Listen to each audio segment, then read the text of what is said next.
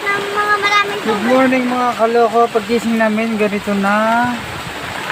Buti lang at Itong bahay na ito yung humupa-hupa na pero nakakatakot kasi ang kanalo, umaangat ang lupa.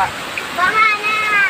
Umaangat ang lupa. Tagilid na po kami lamesa. Tingnan niyo Ito po. po pinagalaw yung kahoy na nandun. Opo, nagalaw nga. Huwag kami ngamis ka dyan. At pakikita ko. Dahil ito po ang yan po nakakatakot dyan mga kaloko. Yung punong yan oh.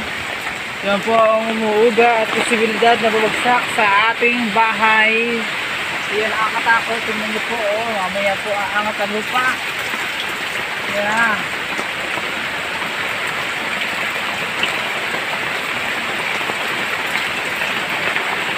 Ito po nakating table.